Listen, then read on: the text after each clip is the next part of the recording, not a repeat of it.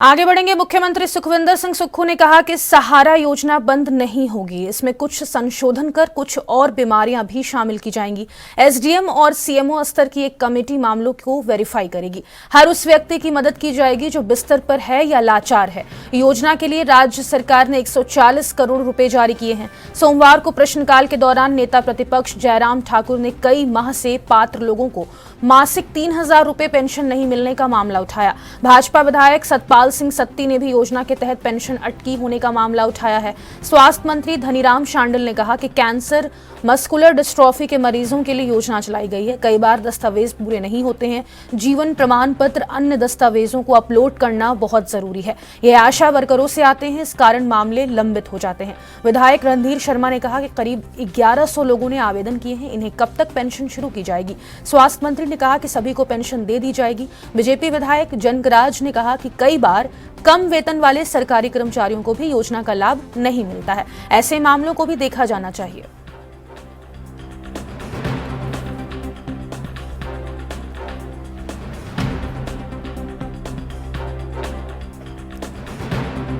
तो सहारा योजना में अब संशोधन होगा। आपको बता दें, सीएम सुखविंदर सिंह सुक्खू ने कल विधानसभा में बयान दिया। उन्होंने कहा कि जो भी बीमारियां हैं उसको उसमें शामिल की जाएगी, कुछ संशोधन किए जाएंगे। एसडीएम और सीएमओ स्तर की एक कमेटी मामलों को वेरीफाई करेगी। आपको बता दें, योजना के लिए राज्य सरकार ने 140 करोड़ रुपए जारी किए हैं। सोमवार को प्रश्नकाल के दौरान नेता प्रतिपक्ष जयराम ठाकुर ने भी सवाल उठाए। उन्होंने कहा कि कई माह से पात्र लोगों को मासिक 3,000 रुपए पेंशन नहीं मिला है। वहीं भाजपा विधायक सतपाल सिंह सत्ती ने भी योजना के तहत पेंशन अटकी होने का मामला उठाया है। ज्यादा जानकारी के लिए हिमाचल प्रदेश के ब्यूरो चीफ टीना ठाकुर का रुख कर लेंगे। टीना, अब जो सहारा योजना है उसमें संशोधन की बात की जा रही है मुख्यमंत्री की तरफ से, क्या जानकारी? बिल्कुल, देखिए, सहारा योजना के लिए जो है विपक्ष लगातार आरोप लगा रहा था कि उनके समय में ये शुरू की गई थी। गंभीर बीमारियों के जो लोग हैं, उनके साथ के जो लोग हैं, उनको हेल्प पहुंचाने के लिए योजना शुरू की गई थी ताकि उन्हें किसी तरह की कोई दिक्कत और परेशानी ना हो और वो अपना जो जीवन है वो बीमारी के साथ भी आराम से काट सके। तो ऐसे में वो लगातार कह रहे थे कि जो सहारा योजना है उसको वर्तमान सरकार ने बंद कर दिया है। लेकिन इसमें मुख्यमंत्री सुखविंदर सिंह सुक्खू ने जवाब दिया कि सहारा योजना बंद नहीं की जाएगी। हालांकि अभी कुछ टाइम के लिए उसे रोका गया है क्योंकि इसमें कुछ संशोधन किया गया है और कुछ और बीमारियों को इसमें शामिल किया जाएगा। तो ऐसे में अभी एसडीएम और सीएमओ स्तर की एक कमेटी मामलों को वेरीफाई करेगी और हर उस व्यक्ति की मदद की जाएगी जो बिस्तर पर है या लाचार है। और योजना के लिए राज्य सरकार ने 140 करोड़ रुपए भी जारी किए हैं। तो ऐसे में जो नेता प्रतिपक्ष है उन्होंने कहा था कि जो पात्र लोग हैं उनको 3,000 पेंशन मिलती थी इसमें, और अभी जो काफी समय से इन लोगों को, जो पात्र लोग हैं, उनको ये जो पेंशन थी वो मिल नहीं पा रही है। तो ऐसे में जो कैंसर है, मस्कुलर डिस्ट्रॉफी है और भी जो गंभीर जो रोग मरीज हैं, उन मरीजों के लिए योजना चलाई गई थी। लेकिन अभी ये कहा गया था कि कई बार जो देखने में आता है कि जो दस्तावेज है वो अपलोड नहीं कर पाते हैं पूरे लोग। तो ऐसे में अब जो एक कमेटी है वो बनाई गई है, वो वेरीफाई करेगी इन लोगों की चीजें। और सरकार कह रही है कि इसको बंद नहीं किया गया है, लेकिन इसमें कुछ और जो बीमारियां हैं उसको और शामिल कर दिया गया है ताकि हर तबके तक, हर वर्ग तक जो है इस योजना का लाभ पहुंच सके। तो ऐसे में देखिए, काफी महत्वपूर्ण ये योजना थी हिमाचल के लोगों के लिए और काफी इससे उम्मीद लोगों को रहती है क्योंकि हर महीने जो 3,000 पेंशन मिलती है उससे जो गंभीर रोगी है उनको इलाज करने में परेशानी नहीं आती है, और जो उनके साथ में जो परिजन रहते हैं उनके लिए भी योजना एक वरदान की तरह थी।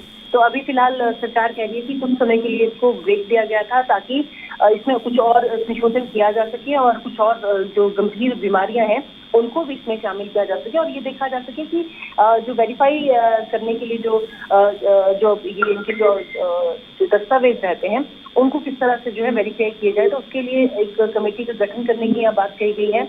और फिलहाल जो है अब ये कह रही है सरकार की इस योजना के लिए जो है 140 करोड़ रुपए भी जारी कर दिए गए हैं और कुछ दिनों बाद जो है इस योजना को दोबारा से नए सिरे से शुरू किया जाएगा और इसमें जो है कुछ और बीमारियां जोड़ दी जाएंगी ताकि जो लोग हैं, जो ये योजना है उस तक ज्यादा से ज्यादा लोगों को जो है यहाँ पे फायदा मिल सके।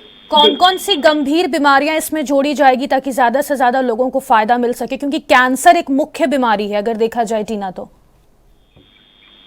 देखिए, इसमें कई तरह का ये था, जैसे कैंसर तो इसमें ऑलरेडी था, मस्कुलर डिस्ट्रॉफी थी और इन्हीं लोगों के लिए योजना चलाई गई थी। लेकिन अभी कुछ देखने में आया है कि कुछ और जिस तरह से कुछ और रोगी रहते हैं, वो कुछ बीमारियां जो है सरकार ने बोला है कि कुछ जो ये जो कमेटी उन्होंने बनाई है वो वेरीफाई करेगी और एसडीएम और सीएमओ स्तर की एक कमेटी बनाई गई है और उनके जो उसके बाद जो है कुछ और बीमारियों को इसमें शामिल करने की बात कही गई है। तो इसमें फिलहाल अभी बताया नहीं गया है, लेकिन ये जरूर है कि कुछ और जो गंभीर जो बीमारियां हैं उनको इस योजना में शामिल कर दिया जाएगा, ताकि कैंसर और मस्कुलर डिस्ट्रॉफी के अलावा भी जो अन्य रोगी हैं उन तक जो है इस योजना का लाभ पहुंच सके। और फिलहाल अगर हम बात करें तो ये योजना काफी लाभान्वित करने वाली थी, क्योंकि कई बार देखने में आता था कि आर्थिक जो कारण है उसके कारण जो कई मरीज हैं वो अपना इलाज नहीं करवा पाते थे। तो ऐसे में ये योजना जो सरकार ने चलाई थी वो काफी अच्छी रही, क्योंकि उससे जो परिजन है उनको भी एक सहारा रहता है और जो रोगी हैं वो भी लगातार अस्पतालों के संपर्क में रहते हैं, अस्पताल भी लगातार आते हैं ताकि उनका इलाज चलता रहे। तो अभी सरकार हालांकि कह रही है कि इसको संशोधित करके इसको नए सिरे से दोबारा से जो है वो लागू किया जाएगा और ये कोशिश की जाएगी कि जो समाज का हर वर्ग है उस तक इस योजना का लाभ पहुंचे, एक सीमित दायरा न रहे इसका। हालांकि कैंसर के लिए काफी पहले से ये योजना चलाई गई थी, बाद में इसमें मस्कुलर डिस्ट्रॉफी ऐड की गई। अभी कुछ और जो है वो बीमारियों को कहा जा रहा है कि वो ऐड करके जो है इसको दोबारा से जो है सरकार इसको शुरू कर देगी यहाँ पे हिमाचल में। जी टीना, विपक्ष ने इस योजना के तहत पेंशन अटके होने का भी मामला उठाया है, तो कब तक इसको बहाल कर दिया जाएगा, क्योंकि 3,000 मासिक यहाँ पर पेंशन कई लोगों को नहीं दिया जा रहा है। बिल्कुल, देखिए काफी महत्वपूर्ण ये प्रश्न था और नेता प्रतिपक्ष जयराम ने ये उठाया था और इसमें अभी ये नए सिरे से ये भी बताया गया है कि करीब 1100 लोगों ने और आवेदन इसमें किया है। ठीक है, बहुत शुक्रिया टीना तमाम जानकारी साझा करने के लिए।